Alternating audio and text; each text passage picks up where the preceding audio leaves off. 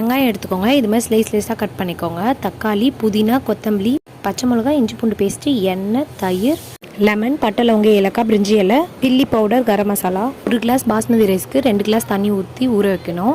இப்போ நாட்டுக்கோழி கறி எடுத்து நல்லா வாஷ் பண்ணி வச்சுக்கணும். குக்கரில் எண்ணெய் ஆட் பண்ணி பட்டை, லவங்க, ஏலக்காய், கிராம்பு, ஏலக்காய் கொஞ்சம் உப்பி வரும்போது வெங்காயத்தை ஆட் பண்ணி நல்லா வதக்கிட்டு கொத்தமல்லி, புதினா ஆட் பண்ணிவிட்டு உப்பு ஆட் பண்ணி இஞ்சி பூண்டு பேஸ்ட் போட்டு நல்லா வதக்கிட்டு இப்போ தக்காளி ஆட் பண்ணிக்கோங்க. இப்போ நல்லா வதக்கிட்டு chilli powder, garam masala add பண்ணிக்கோங்க.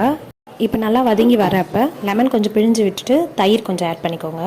இப்போ பிரியாணி இதில் ஆட் பண்ணிவிட்டு நாட்டுக்கோழி கறி ஆட் பண்ணி தேவையான அளவுக்கு திட்டமாக தண்ணி ஊற்றி குக்கரில் ஒரு 3 விசில் போட்டு விடுங்க. பாய்லர் சிக்கனை கம்பேர் பண்ணும்போது நாட்டுக்கோழி வேகிறதுக்கு கொஞ்சம் நேரம் ஆகும். ஸோ இது மாதிரி வெந்ததுக்கு அப்புறம் தான் நம்ம ஊற வச்சிருக்க அரிசியை ஆட் பண்ணிக்கிறோம். இப்போ சாதம் நல்லா வெந்து தண்ணியும் சாதமும் ஒரே லெவல் ஆனதுக்கப்புறம் மல்லித்தூள் போட்டு ஒரு கனமான பாத்திரத்தில் தண்ணி பிடிச்சி இது மாதிரி தம் போட்டு வச்சிடணும். ஒரு 10 மினிட்ஸ் கழிச்சு பார்த்தீங்கன்னா இப்போ பிரியாணி நல்லா உதிரியாக வெந்திருக்கும். சிக்கன் 65 வச்சு சாப்பிடலாம்.